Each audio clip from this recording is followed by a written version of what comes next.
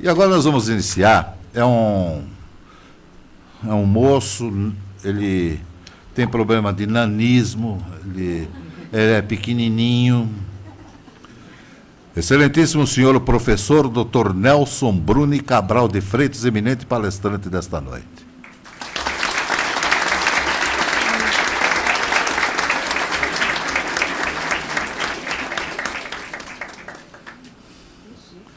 Esse aqui é o irmão que Deus mandou para mim.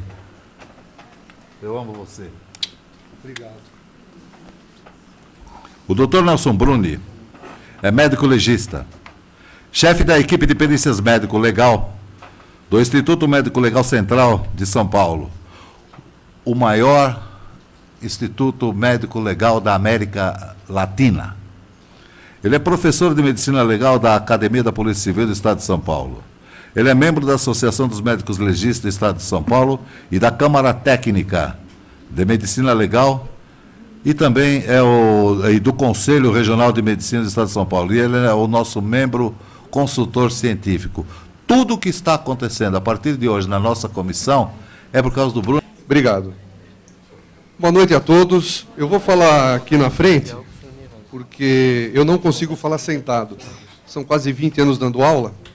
Então a gente prefere ficar pelo menos em pé e andando aqui um pouquinho. Nós vamos falar sobre um tema que é a mudança do Estatuto da Ordem dos Advogados do Brasil, que é a lei número 13.245, de 12 de janeiro de 2016. Vocês têm ideia do que significa isso? Levanta a mão para mim, só para eu ter uma ideia. O que significa isso na cabecinha de vocês? Levanta a mão para mim. Boa noite, eu sou o Dr. Nelson, eu vim aqui fazer uma palestra. Vocês têm alguma ideia? Fala para mim do que é a respeito disso daqui. Você tem mais ou menos uma ideia? Sabe do que se trata? O que isso vai repercutir de bom ou de ruim no cidadão? Vocês têm ideia disso? Como operadores do direito? O que isso vai ajudar ou prejudicar o advogado? E toda a cena da perícia médica, principalmente a perícia médica criminal, que é isso que eu vim falar aqui? O advogado pode entrar na perícia. Isso. Fala para mim uma coisa. Aonde existe isso no mundo? Nem em outra galáxia. Mas fizeram isso no Brasil. E vocês vão entender o que isso pode repercutir negativamente. Vamos lá. Estou no quadrado, não vou invadir o seu quadrado. Tudo bem, desculpe. Então, veja bem. Altera o artigo 7º da Lei 8.906, de 4 de julho de 1994, do Estatuto da Ordem do Brasil. O artigo 1º, se bem que o artigo 7º da Lei 8.906, ele passa a vigorar com a seguinte redação. O 14. Examinar em qualquer instituição... Precisa ver só um pouquinho mais para cá? Aí. Essa garrafa aqui, senão o pessoal não vai conseguir ler. Ó. Obrigado. Examinar em qualquer instituição responsável por conduzir investigação, mesmo sem procuração, autos de flagrante e de investigações de qualquer natureza, findos ou em andamento, ainda que conclusos à autoridade, podendo copiar peças, tomar apontamentos em meio físico e digital. Primeiro, quem que é o primeiro garantidor do Estado de Direito? Vocês sabem quem é? Delegado de polícia e os operadores de direito. São os garantidores do Estado de Direito. Nós, como peritos, como supostos experts do Instituto Médico Legal, o que nós fazemos? Vocês têm ideia? O que a gente faz? Você balançou a cabeça e falou que sim. Descobrem tudo? Não. Nós garantimos que as provas colhidas, elas vão ser colhidas aqui e vão chegar lá para análise, e toda a perícia feita do ato mais ético possível. E, com isso, nós temos que trabalhar em condições técnicas e emocionais que nos permitam a fazer isso. Então, o perito garante a sua condição de liberdade também. Então, imagina que você está num país qualquer, onde o Estado pode promover provas contra você e forjar essas provas e adulterar essas provas. Quando você é pego na blitz de trânsito e você chega lá no Instituto Médico Legal para fazer a sua avaliação de embriaguez, você tem que ter uma garantia que aquilo vai ser feito com a maior lisura possível, dentre outras que nós fazemos. A coisa é muito séria. O Instituto Médico Legal, ele pode te prender ou te soltar.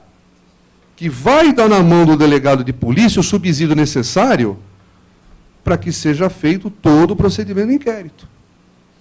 E se essa perícia passar por um problema de uma pressão ou de outras coisas que nós vamos ver aqui? Como é que funciona isso? Vamos lá. O artigo 21.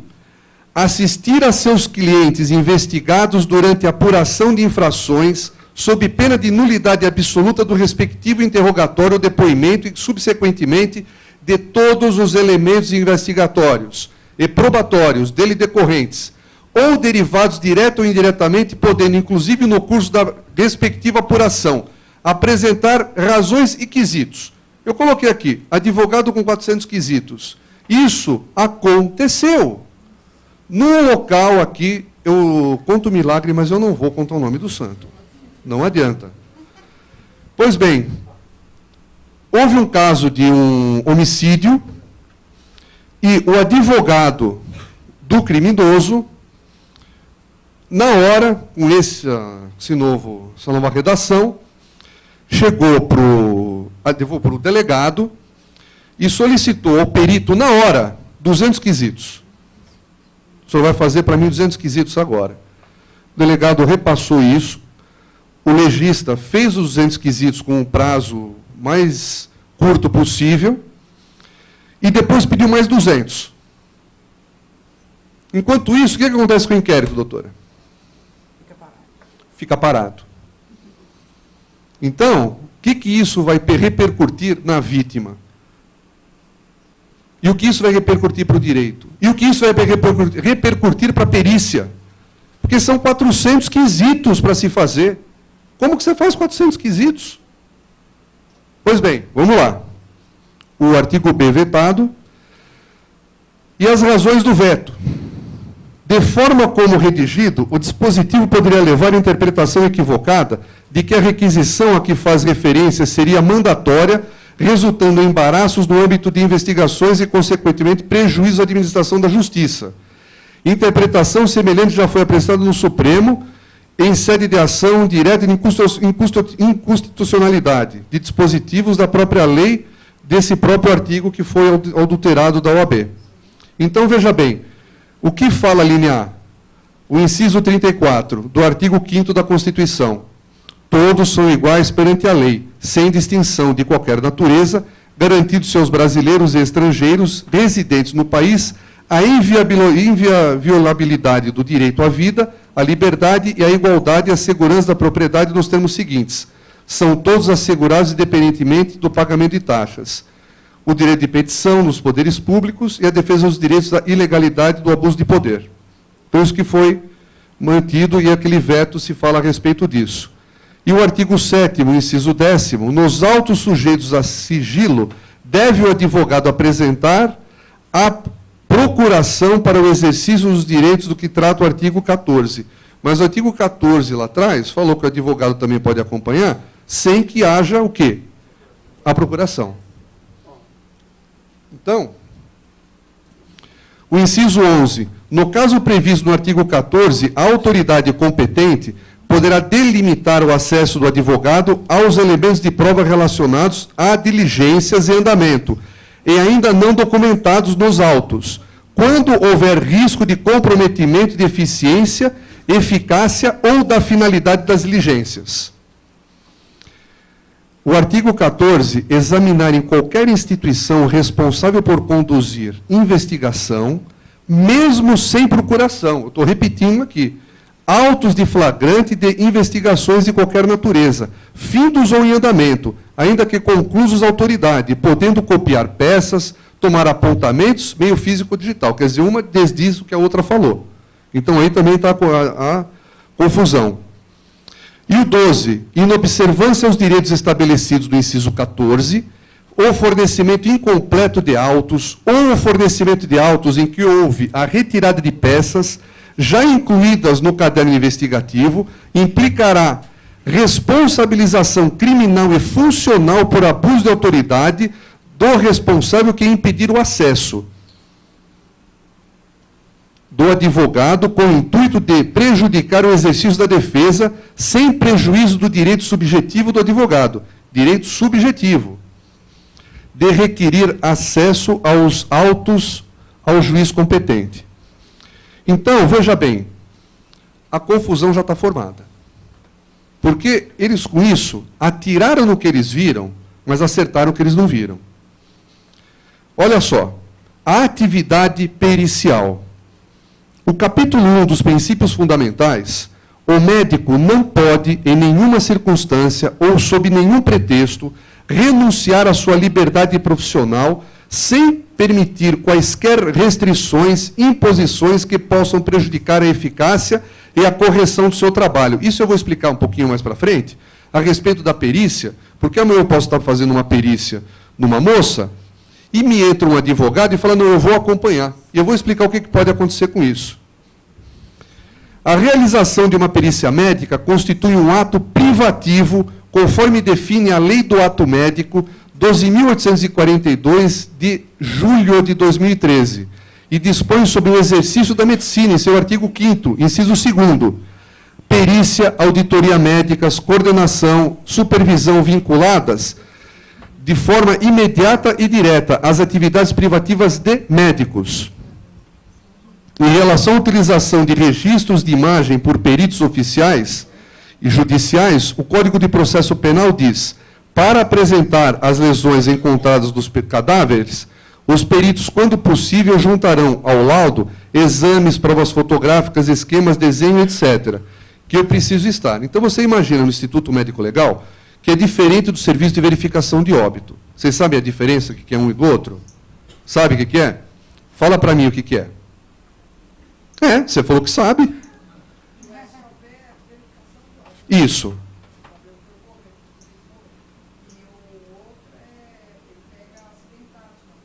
Não. Eu vou explicar para a senhora. Passaram errado. Agora vamos falar o certo. Por isso que a senhora está aqui, e parabéns. É o seguinte, veja bem, há um equívoco muito grande. Tirando as brincadeiras, o que acontece? O serviço de verificação de óbito é um serviço para mortes onde houveram sem assistência médica ou que não haja um diagnóstico definido. Por exemplo, a senhora tem um parente que morreu no hospital. Não se chegou a nenhuma conclusão do que ele morreu, ou então foi socorrido e morreu no pronto-socorro. Não se dá o atestado de óbito, manda para o serviço de verificação de óbito, porque foi uma morte clínica. Ou então morreu em casa. Paciente com câncer, paciente acamado há muito tempo, doente, já tem o tratamento, mas não tem ninguém para dar o atestado de óbito. Vai para o serviço de verificação de óbito. IML é morte violenta, homicídio, suicídio, acidente ou morte suspeita. Suspeita-se de que alguém ou matou, ou se suicidou, ou aconteceu alguma coisa. E vai para lá para nós investigarmos a causa jurídica dessa morte.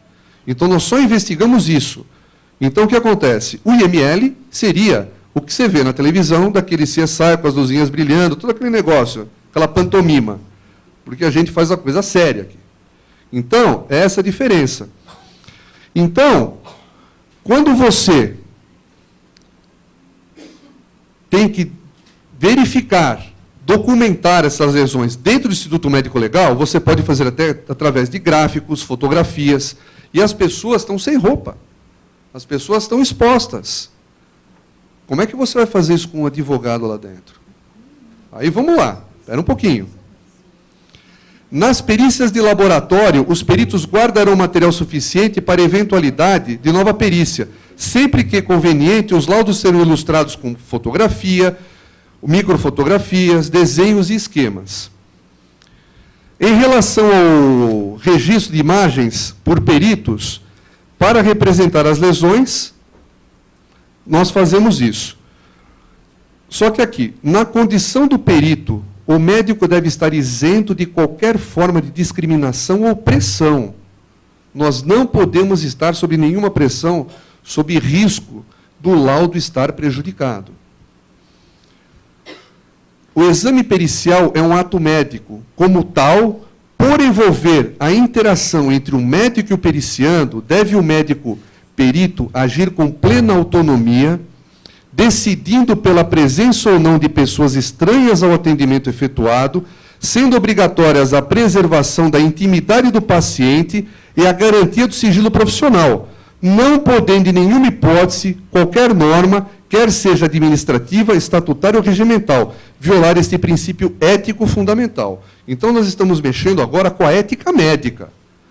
Então, olha a confusão que isso fez. Agora vem os problemas que eu vou falar para os senhores. Foi apresentado isso, agora eu vou te mostrar a realidade do que pode acontecer. Primeiro, presença do advogado da vítima ou réu durante o exame necroscópico, inclusive sem procuração no local das provas. Veja bem, vocês sabem o que é cadeia de custódia? Vocês já ouviram falar em cadeia de custódia? Nunca. O que é cadeia de custódia? Quando um corpo chega no Instituto Médico Legal, esquece o SVO, IML. Primeiro, a pessoa morreu, a quem pertence o corpo? Ao Estado. Quando termina a necrópsia, entrega para a família, de quem que é o corpo? É do Estado. É do Estado. Porque a qualquer momento, uma ordem judicial pode pedir exumação desse corpo. A família é o fiel depositário, para dar um fim digno àquele corpo e cuidar dele como fiel depositário. O dono continua sendo o Estado, porque a pessoa deixa de ser pessoa e se torna uma coisa, um objeto. Pois bem, o corpo chega custodiado ao Instituto Médico Legal. Nós retiramos projéteis, retiramos 80 papelotes de cocaína de um estômago da pessoa que foi como mula no aeroporto, e outras provas. Nós temos que fazer uma cadeia de custódia. A hora que tirou, que saquinho que pôs, qual é o lacre desse saquinho, quem recebeu, quem levou, quem recebeu no laboratório, quem abriu, quem fez a análise. É uma coisa muito séria, para não ter adulteração de prova. Só que amanhã, chega uma pessoa no necrotério, eu vim acompanhar essa perícia aqui. Eu sou um advogado, perfeitamente. Só que ali está deitado ele e mais 3, que não tem nada a ver com ele, e que estão fazendo necrópsia e que estão despidos. Como é que vai fazer? E as outras famílias que estão ali? E o desrespeito a isso? Que eu tenho que preservar esses cadáveres lá dentro. Aí, o advogado, porque gente com problema tem em todo lugar, me entra com uma caneta filmadora. Está aqui, ó. Entra a caneta filmadora, me filmando a necrópsia, e essa necrópsia cai no YouTube. E cai. E cai no YouTube. E aí? E filmando as outras famílias lá e os outros cadáveres, como é que fica? Pois bem, e se me some um projétil? Desapareceu um projétil, como é que fica? Fizemos uma perícia, não vou falar o nome, de um caso aí de repercussão, que até o pai foi preso. Pois bem, e se me some alguma coisa ali dentro? E se me tem uma adulteração de prova? Porque o advogado da parte vai entrar, ou então vê que aquilo lá vai repercutir danosamente para o cliente, pega o telefone e fala, some, desaparece. Sai do flagrante, vou dar um jeito. E aí? Pois bem, vamos lá. Falei a respeito da custódia. Os advogados, sem que o legista percebam, filmam, gravam, fotografam procedimentos de outros corpos. Anonimamente, cai na imprensa. E as outras partes durante o exame, como eu disse? Quebra da cadeia de custódia. Presença do advogado masculino no exame. Então, eu sou o médico legista que vou fazer um exame de corpo de delito numa senhora que vem acompanhado da advogada. Ela vem com uma pessoa do sexo feminino. Chega para mim como legista e fala, doutor, eu quero a presença da minha advogada dentro da sala. Perfeitamente. E o advogado do bandido, do agressor? Falando, eu vou entrar também. Não, eu sou a vítima e eu não quero que o senhor entre. Não, mas espera um pouco, eu tenho o direito de estar aqui. Se o advogado da parte pode vai acompanhar essa perícia, por que eu não posso? Não é verdade? Verdade. Aí, o que acontece? O advogado, e é médico, ele é homem, e vai ver um exame de uma mulher. Ela fala, não vai. Só que aí eu tenho que chamar o delegado, para estar presente, eu quero chamar o promotor, que ela vai falar, não, vocês não vão entrar. E o delegado tem uma normativa do Conselho Regional de Medicina e do Direitos Humanos que diz o seguinte, que o delegado não pode estar presente durante a realização de exames periciais, porque a vítima pode se sentir constrangida ou o bandido se sentir constrangido. Não pode. O delegado não pode, mas o advogado entra. E o outro não vai entrar? E ela fala que o promotor não vai? E agora, como é que fica? Eu lanço para vocês depois responderem, porque eu não sei. Eu não sei. Se tiver alguma mente brilhante aqui, me diga. Como é que vai fazer? Ela vai dizer que a advogada dela entra, mas o advogado da parte não entra. E tem o direito de entrar, não tem? Tem. Pois bem. O delegado de polícia, conforme o CREMESP, não pode entrar. A suposta vítima não permite a presença do promotor e do advogado do averiguado. E exame clínico de embriaguez? Exame clínico de embriaguez é um outro problema. Por quê? Ele é me trazido da rua com todos os sinais clínicos de embriaguez. Só que, nós temos, graças a Deus, o psiquiatra aqui, a pessoa que está totalmente embriagada, acompanhada de um advogado, o advogado pode dizer, na hora que o cliente dele não tem condições de poder versar sobre si, e tem a procuração dele para falar em nome dele. Não é verdade? Só que ele chega lá na hora e fala, o meu cliente não vai fazer o exame. Eu falo por ele aqui, ele não vai fazer exame de embriaguez, coisa em cima nenhuma. Só que o advogado da parte, da vítima ou da família que ele matou lá fora, também está lá. E quer entrar na sala. E o advogado dele não deixa. Fala assim, não, eu estou falando pelo meu cliente, você não vai entrar aqui. Como é que fica? Aí fica essa confusão. Aí, quando acaba a confusão, já acabou o grau de embriaguez, ele está bom e passa tranquilo no exame. Como é que fica? Depois de brigar 4, 5 horas lá, já passou o fogo dele. Não passou? Como é que eu faço o exame de embriaguez agora? Que agora vai ser uma confusão. O advogado já vai chegar no ML junto com o cliente. Eu falei, eu vou entrar aqui e não vai pôr a mão no meu cliente, não vai fazer o exame e ninguém vai fazer nada. E o advogado da outra parte, como é que fica? E se for mulher, então, como é que fica? Então, a coisa ficou complicada. Em Portugal, o IML é ligado à Secretaria de Justiça. O juiz e o Ministério Público é que coordenam as perícias. E o médico legista não é policial. Nos Estados Unidos, o coroner está ligado a universidades e também não é policial. Só que lá, a coisa funciona. Aqui, o pessoal está complicando. Então, a perícia médica, a perícia judicial, que tem que ser algo extremamente ético, correto para a segurança do cidadão, que são vocês, ela corre risco de não ser realizada. Porque, eu vou ser sincero, eu não falo em nome do Instituto Médico Legal. Eu sou o diretor do IML Central, eu falo em nome da minha pessoa como perito.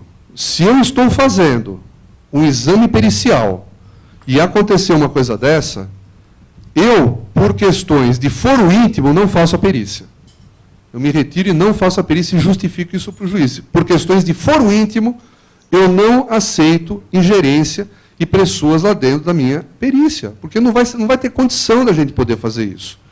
Você já imagina você pegar uma pessoa que cometeu crime lá fora, chega a vítima no necrotério E o advogado de quem deu 5 tiros nessa pessoa, quem entrar no necrotério para acompanhar a perícia, ele tem o direito.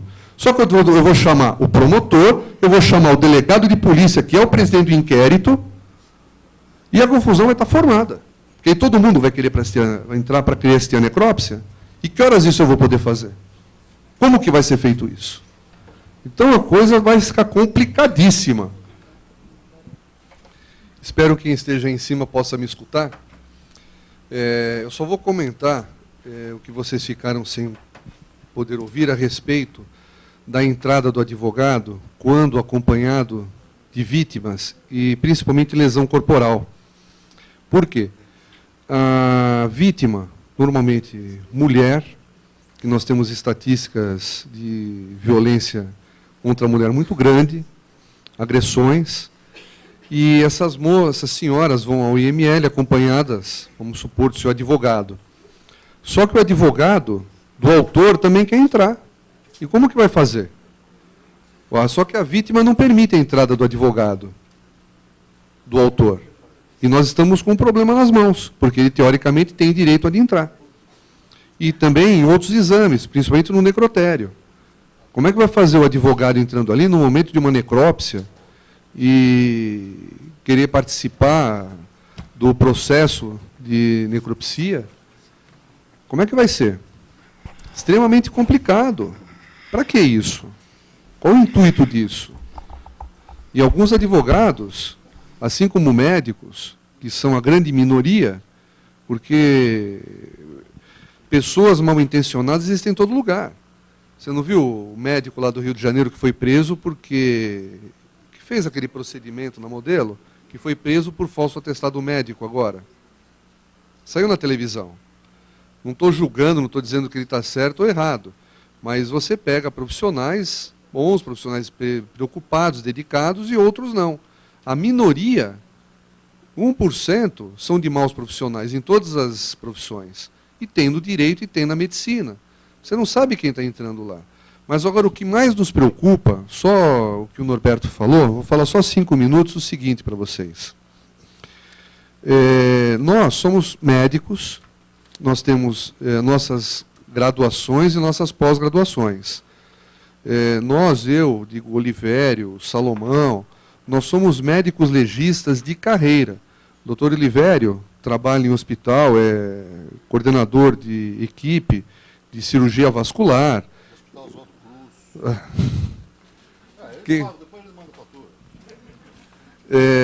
Então nós temos atividades médicas, trabalhamos com vivos também. Mas e por que o médico legista escolhe ser médico legista? Porque, primeiro, é uma atividade científica. Nós não estamos lá simplesmente mexendo com pessoas mortas. Nós estamos elucidando crimes. O meu objetivo, como dos meus colegas, é colocar bandido preso. E lá no Instituto Médico Legal, nós vemos como que está a realidade do país. A situação que o país se encontra. Então, é muito triste o nível de violência e de agressividade que hoje existe na nossa nação. E nós vemos que a maldade humana, ela não tem limite. Está cada vez pior. Não que isso nos deixa chocados, mas nos deixa tristes. Então, a pessoa que já sofreu tanto lá fora, que já passou tanto problema, não só na vida, e que culmina com uma morte violenta, terrível, ela tem também que ser resguardada na sua morte. Então, ela tem que não pode ter essa exposição. Porque nós temos lá as mesas de necrópsias, que enquanto um está fazendo uma necrópsia aqui, você tem a necrópsia da mesa do lado. São coisas totalmente separadas. Como que uma pessoa vai entrar, vai ver esse outro corpo que não tem nada a ver com ela, despido, jogado sobre a mesa fria, e vai ficar sendo visualizado? Imagine se você se colocar no lugar dessa pessoa. Você ia querer isso para você? Você ia querer isso para o seu parente, para a sua mãe, para o seu pai? Que uma pessoa estranha está vendo ele lá naquela situação? Então, nós ali protegemos a todos. Nós temos uma condição ética muito forte em cima disso. Por quê? Porque são seres humanos, são pessoas. E você consegue ver como que uma nação é séria através da maneira como ela trata seus mortos. Da maneira como você trata seu morto, é que você vê como é que essa nação é. O grau, obrigado, o grau que ela tem de respeito, principalmente, mas o carinho, os altos ideais. Então, isso que nós temos que preservar lá no Instituto Médico Legal, porque ali eles não podem mais falar por eles, quem fala por eles somos nós. Então, nós temos que ter muita seriedade com isso. E não é para entrar lá, eu quero acompanhar o caso. Isso vai dar problema. Isso vai dar problema, principalmente na parte de necrópsia. Porque a primeira pessoa que eu vou chamar vai ser o delegado de polícia, vai ser o promotor e vou notificar o juiz, vou chamar todo mundo lá. Você vai entrar, então vai entrar todo mundo. E como que vai ser feita a necrópsia? E como que vai ser o ato ali? Vai ser complicado. E a família? E a família dos outros? Porque se é um familiar que está lá, fala, não vai entrar coisa em cima nenhuma. Você vai ver meu pai, vai ver minha mãe, vai ver meu irmão que está lá dentro? Você não vai coisa em cima nenhuma. E a festa está lançada. Agora, nós temos que preservar a todos. Minha preocupação é preservar a imagem de quem está morto no Instituto Médico Legal. É preservar aquele que já foi e preservar a condição ética de cada um lá dentro. Essa é a coisa mais importante que todos nós, como legistas, temos. E outra coisa, a parte científica, a parte técnica. Isso nós não podemos abrir mão. Já falei demais, eu vou passar a palavra para a doutora Rose. Eu quero interagir com o senhor. Permissão? O senhor é o meu chefe. Você se lembra aquela vez, professor? Então, só comenta com o pessoal o que aconteceu. O senhor sabe disso. O Atan, quando chegaram lá, o que as famílias queriam fazer? Comenta com o pessoal. Acho que é importante isso. A sociedade não tem ideia do trabalho do Instituto Médico Legal. Vocês não têm ideia. Vocês não têm ideia de um trabalho que é feito dentro da corregedoria, um trabalho da polícia. Vocês não têm ideia das coisas como são bem feitas, como são corretas. Não vai atrás do que passa na televisão, do que mostra. Não. Vão conhecer o trabalho técnico, científico. O DHPP tem um laboratório lá dentro. Vai ver o trabalho da doutora Sato, o que ela faz lá dentro daquele DHPP. Vão conhecer os órgãos que trabalham sério. Vai ver o trabalho que se faz dentro do Instituto Médico Legal. Coisa não é brincadeira. A sociedade não tem ideia da maneira como nós trabalhamos, não tem ideia.